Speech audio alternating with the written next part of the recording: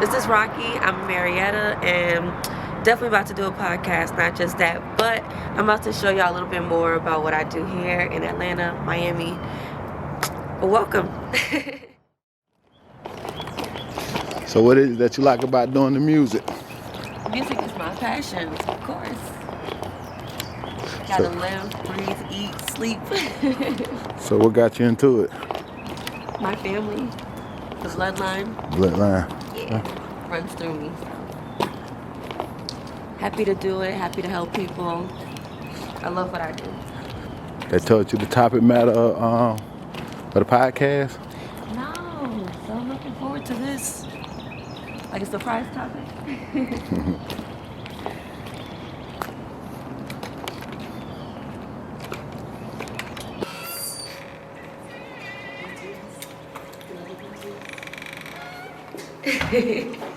Hello. And what's your name? Lisa. Hi, Lisa. I'm Rocky. Hi, Rocky. Nice to meet you. What's going on? Hola, hola. Nice to see you again. She's being modest. This is like my second mom right here. She's actually the owner of the studio. Oh, well, it's a lovely studio. Thank you for inviting me. You gotta introduce yourself as well. Oh, it's so much. Is it still recording? Yes. Okay, what's good? All right, what's going on, everybody? I'm Vigilante. We're about to have a very interesting conversation. I have no idea what we're about to talk about. So, anything that you don't like, blame it on my head and not my heart. So, I'm Rocky. Nice to meet you guys, and this is Vigilante. And today we're gonna talk about a couple topics, and we're here to just, time y'all in. So, I had a question for you real quick. Okay. As a black man, how does it feel like, just you, how does it feel to be a black man in your shoes? Like in the position I'm in, just in general, or Just in general, like growing up being black, how was it for you? How was your experience as a black man? I give a lot of credit to my parents because even though I was born in Flint and raised in Ben Harbor. Well, you was born in Flint? Yeah. Michigan? Yeah. What? You didn't know that? No. Honestly, I think that's a common thing, like, because of my success level now, most people would never believe that I was born in Flint, Michigan. I have a couple friends from Flint, and no, you don't give off Flint vibes. I'm just saying. Yeah. But, okay, that's pretty dope. Yeah, my mom and my family did a great job at like sheltering me from certain things that took place in Flint and in Ben Harbor. Okay. And that's my home. I love it. Love them to death. And it kind of gave me a different experience as a black man. I never really had to. I've never been arrested. I've never been to jail. Never been to prison. Never the most I probably had is like a speeding ticket type stuff like that. So. Okay, so what about your personal interactions with people? How is that for you? Just in general. In general. Like, do I feel like that it's like skewed from me being an African American man? Not really. Okay. I think it's more so like, well, my stepdad, he's one of those people that's extremely like race conscious. Okay. So sometimes he projects that onto other people. Okay. Him and my mom, they were married for 17 years, and the whole 17 years they was married, I had to tell him the whole time, like, you're projecting this energy onto people. You don't want to feel it, but you're giving it, and that's why they're giving it back to you. Right, okay. And it took him a long time to realize that he was doing that. Okay. Mm-hmm. So he's unconsciously just like projecting negative energy in a sense. More so just like, you know how something happens and a person be like, he did that because I'm black. Right, okay. He was one of those people. I was one of those people that's like, well, maybe you're not looking at it from the perspective of da-da-da-da. Right. Because, growing up, I went to like white school. I went to black, well, I lived, like everybody hates Chris. I lived in the hood, but I went to white school. Gotcha. So I would go to school, listen to Green Day, and I would come home and listen to Lil Wayne. So I had like a super diverse experience. That's pretty dope. Okay. Mm-hmm. All right. Well, I'm not from Flint, Michigan. I'm from Florida. What part? West Palm. Oh, yeah. So, like, most people come there, if they're coming there, they're going to come there to retire and die. That was such a direct way of saying that. I mean, there's no other thing to do there. You're going to spend your money, and then you're going to probably go to the hospital, For what reasonings are you going to go to the hospital? It's something in the water. I'm not going to lie. That's what it is? No, I promise you it's something in the water.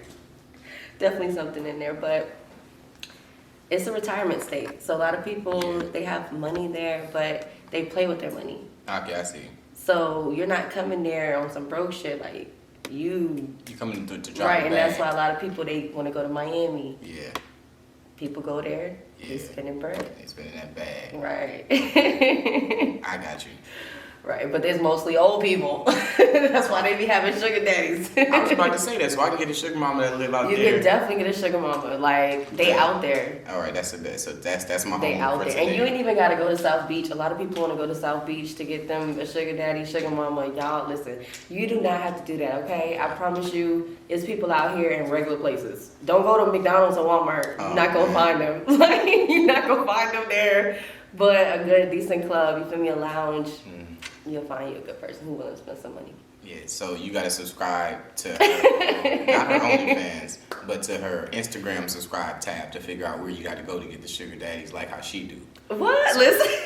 Oh, She gosh. knows exactly which lounges to go to. So she ain't gonna tell you here, but this is I mean- the little nugget for you to go subscribe to figure it out. Let's just say got some connects. But the Instagram is officially Rocky, so if y'all want to tune in, y'all could definitely tune in. I will share some advice on how to catch you a good, decent man. So, any questions? That I have for you. Mm-hmm. Well, let's dive deeper into the Black Panther thing. Oh, okay. So, like I said, I feel like the whole Black Panther movie versus the movement is mockery. It's pure mockery. How'd you feel about the first movie and the second movie? You seen both? I seen both. Okay. The first movie was really good. The second movie was pretty good. It had like a little cliffhanger at the end, but I mean, I still feel like it's mockery because of what I know. I can't change what I know, and I feel like today they're trying to change the curriculum because if people catch on to some of the movies or some of the things that they're trying to like subliminally give out, they're gonna be mad. What they gonna be mad about? You got Their culture. What's happening? So, like, for instance, they're using Wakanda, but what if that's Africa in quote-unquote sense? I mean, technically it is. So, they're taking things from Africa. We don't really know what they're taking from Africa. They keep saying money, they keep saying resources, but what kind of resources? You feel me? Like, we got a whole movie that tells us. Okay, I see what you're getting at. I guess I look at it in this perspective like this. Imagery is always parallel.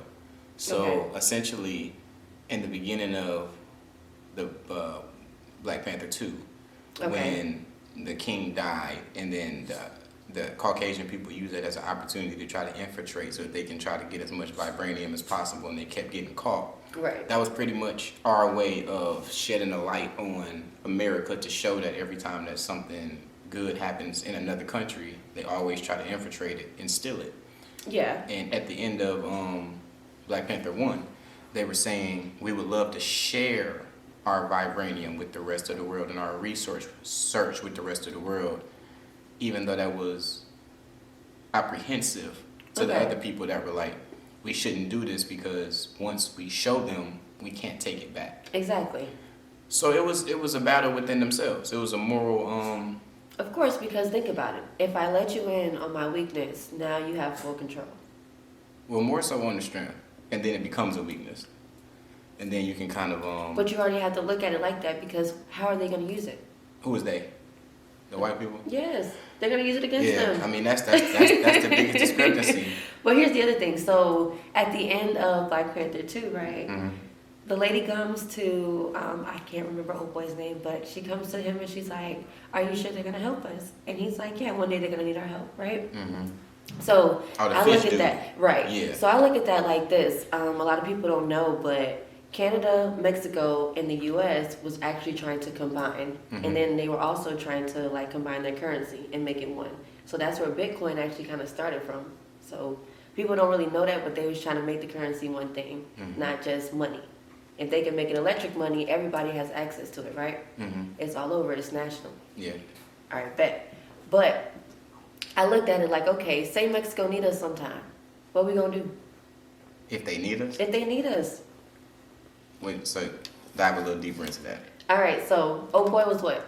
He was Spanish, Mhm. Spaniard. Who else out here is Spaniard that we have connections to? We work, the government works with the cartel. Mhm. For instance, whatever just happened with the 4 people who went to Mexico. Mhm. Why did the cartel give the people over? Because they have an agreement with the government. Mhm. We can do whatever we want. We can move as much weight as we want, as long as we don't fuck with your people. If they ain't doing nothing wrong to interfere with our bread, we ain't gonna fuck with them. You pretty much giving the answer. Like you asking the question and giving the answer to what the question is at the same time. I mean, I get it, but I wanted you to catch on. No, I already got it. I already know what's going on. That's how I know you're giving the right answer. So the thing is, it's like, I don't know, the way America is moving, and then like the things they're trying to show us, and then the things they're trying to teach us, is like not adding up at all. You don't listen to enough Andrew Tate. You know who that is? I know who Andrew Tate is. Why would I listen to Andrew Tate? Why wouldn't you? Why would I?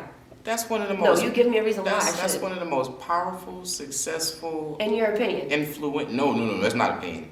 Okay. And that's all fact. He doesn't influence me though. So in your opinion. He's okay. The powerful and successful part is not opinion. The influential part is opinion. Okay. And the I guess I would say that the reason I listen to him is because everything that you just said is every single thing that he's been saying for forever. As far as like, life is a battle, and what America does that no other country does is that America is the only place in the world that will enslave an entire group of people and then champion them when they get out of their own slavery. So he tells about how like you can get lost in the matrix if you don't know what's going on, and once you recalibrate your mind to get out of the matrix, that's the first step to you becoming successful. Okay. So you say Andrew Tate, right? Yeah.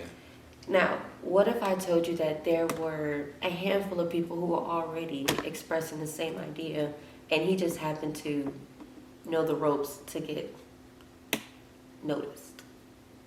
So pretty much you're saying he's a figurehead of the people with that knowledge?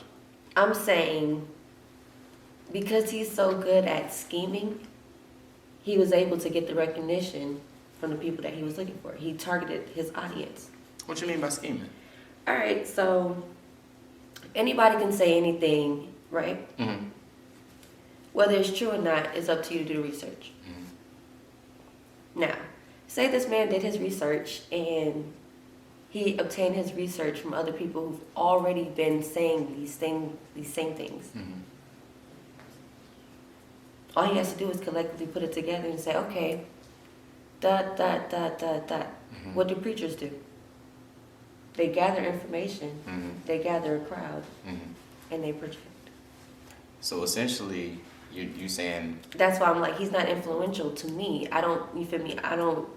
I get what you're saying. He does inspire people. He does have a good message when he does say things like, I don't agree with everything he does and everything he says, but for the most part, he does say some real shit, but these are things I already know. No, I got you. I look at it like this. We live in a time now where male leadership, especially in America, is being overlooked. What? You think so? 100%. What? Okay, I'm listening. And this kind of goes back into what you asked me about the black male experience. Nick Cannon becomes a billionaire. He has as many kids as he wants and takes care of all of his kids, and still people are still in the uproar about how many baby mamas he has. That's crazy as fuck to me. I'm gonna tell you why. Because there's people out here who have, like, I've met people, I have friends who have about 11, 12, 13 kids. I have relatives who have about 16, 17 kids. You feel me? Maybe more than that. But for the most part, they take care of their kids. But for you to be upset about somebody else who you don't have to take care of is insane to me. Like, how? How can you be upset about that? And I can keep you going. Kev, with how successful Kevin Samuels was, and all and what he did was he gave people a syllabus of what he felt was propelling him to be successful, and what he deemed to be the high value man and the high value woman. And from what I saw, a lot of people got their feelings hurt when they got smacked with reality. I can see that. As men, we get smacked with reality every single day. Yes, I also see that. There was a post earlier that I saw that was talking about pretty privilege and handsome privilege. What? And I posted it right after I saw it. And What about that? somebody was saying, you know, like how women get pretty privilege when they get into the club free, when they get to date certain men that's way out of their league, and when they get certain attributes that come with them being pretty. And then they were comparing that to handsome privilege. And I'm like, okay, I think that I see the similarities, but the only difference between pretty privilege and handsome privilege is that a man has to work to be handsome. And What? Wait, hold up. Wait a minute. So you don't think women have to work? I'm gonna break it down for you. Okay, go for it. Men don't have makeup. Men don't have BBL options. We have to, and then with beauty in women, it's strictly just about her beauty. With men, it comes with other attributes as far as his stability, his mind state, everything that goes into making I him. say it goes both ways because the way I was raised, you have to become an asset or be an asset to some point, and you have to have a good mindset. You I'm can't more so just- talking about like societal standards. Still, like- how do you interact with people? Well, let me give you an example. Michael B. Jordan just became the sexiest man alive. Okay, I has heard to- about that. That has to do with 9 years of Creed. That has to do with him becoming a millionaire. That has to do with him reshaping his entire body. That has to do with what he became, a social status. Him just as a person walking down the street is not the sexiest man alive. So, who was the sexiest man alive before him? Do you know? No, You want to Google it? let's Google it. Okay. Is it a yearly thing? I don't know. Like, I hear about it every couple of years. I don't know if it's like every 4 years. I don't know how they do it, but let's see. Let me see. Last year, who was? We gotta see though who was the because if that's how they're doing it. It says, okay, we got Michael B. We got, who is this dude? Chris Evans. That was last year. Yeah, I'm not sure who Chris Evans is. I don't know He's who Chris probably, Evans is. Probably he's like a famous rock star from what I'm seeing. Either that or He's pretty handsome though. seemed like he owns something. I ain't gonna lie. But do you understand what I'm saying as far as the difference that it takes for Yeah. the different things? So I that's get why it. I take it more to heart when a man like Kev and a man like Andrew work so hard to become multimillionaires and have so many But you different. just say Andrew though. I'm here for it. It sounds like you gotta listen to a little bit. You gotta listen to a little bit more. I'll check of him him. out. Yeah, I'll check him out. You absolutely do. But I'm He's- not a he's- huge like. Let me tune in. Like, okay, Andrew's on. Like, nah. What is it that he said that rubbed you the wrong way? Okay, so I believe it was a We in Miami podcast, and they were talking about women and taking instruction on leadership. So I think there were some women who were like, you know, when it comes to my man, I'm the head of the house. Even though he makes the money, I make all the decisions, right? There were some women who were like, I follow whatever he does. So he was saying, okay, if you want to be married or if you want to be in a good relationship, there were certain things you would have to have. But it was just his delivery. So maybe it's just his delivery when he's saying certain things. But I mean, he had some good points, but then the other points was like very demanding for me. I was like, whoa, hold up. And we moving like that. Let me add some context to that. So Andrew Tate is a 4-time world championship kickboxer. Okay. So he has a very brash way that he thinks of stuff. And because I'm celebrity boxing for the past year, Okay. I understand what it's like. I didn't even know where he came from. So the fact that you cleared that up for me, I'm like, who Yeah. is this nigga? Yeah. Okay. Yeah. So. Yes. That's, you see why context is so important. That's why we have to continue to champion our leaders so that we can make sure that they Well, that makes sustain in sense that now position. why you feel that way. Yeah, and so now I know what it's like to stand across from another person who trains for months to knock my head off for a belt, and that level of man Okay. that men have to go through. If you've never been in a fight, you can't consider yourself to be a man. Well, I'm Because not a man. So. no, I'm saying like men. I'm talking to the men right now. So I'm not a man. So. you have to because men provide provision. Uh-huh. A man cannot protect you if he doesn't know what his hands can do. True. So that's another reason why people listen to him, because Kev didn't have that aspect to him. He didn't seem like a fighter. That So- or self-control. Like, he didn't know his limits, and that's why I feel like You his talking about delivery... Yes, that's why I feel like his delivery kind of was like... like Both of them you can have do it. a But don't get me wrong. With Kevin, you can definitely talk your shit, but sometimes when it comes to women, we're more emotional. And I definitely had this conversation with somebody not too long ago, but... women are more emotional, so your delivery has to be like, it doesn't have to be all gentle and soft. But your directness can't be like targeted. Like you can't No, be I pointing get the what you're finger at saying. me. And he was more so like, well, Yeah. you're doing this and that. Like, I want you to peep this right here. America might be, and I don't want you to take any offense to it when I say this. Okay. America might be the only place where we over-liberated our women. Over-liberated? Over-liberated. Because this is what happened. Okay. Women weren't allowed to vote. Then they were allowed to vote. Okay. Women weren't allowed to work. Then they were allowed to work. Okay. Women wanted equal everything that men had, and once we gave them equal to everything that men had, Nah, women took the fuck over. They was like, then they turned their back on us. Well, okay, so here's the thing. Here's the thing with that, and I can give you that perspective. So when it comes to women and the black community moving the way they move today, it's solely off of force. There is nothing that has to do with, I want to do this. There's nothing like, it's nothing like that. I promise you, if you have a conversation with majority of the black women today, they will be like, if I ain't got to work, I ain't going to work. You feel me? Like, I don't want to work. But because I'm so structured now, because I've been working for so long and things have changed, I have to maintain it. And I'm so successful at what I'm doing. If I stop and everything around me stops, what the fuck am I going to do? Who's going to take care of me? You know why the women have to work? Because the men are not being as manly as they used to be. And I'm going to be honest. Yeah. From my perspective, the men are not as manly. Because I'm rich, it's so skewed in the other way that Tate would No, disagree, there's good Kev men. would disagree. There's but some good men. The men who are average, they would probably agree with what you're saying. So it's hard for me to have that conversation. That's fine. But You know I'm what saying I'm I've dated high end, I've dated low end, you feel me? So I have both perspectives. But for the most part, dating today is ass. It's like going into a fucking canal. I'm having a ball. But I'm having a great time. wait, hold up. I'm having a ball too, but I'm just saying, like, for the most part, trying to just like jump out there. You ain't been out there in a minute. That shit is. You gonna find a whole lot of tadpoles, catfishes. Like that shit is crazy out there. I guess it depends on where you fishing at. You know what you. But here's the thing: a lot of people ain't structured on where to fish. They don't even know how to fish. And that's where Kev and that's where Tate and that's where people like me come into play, so that we can. That's why he has to have that sternness.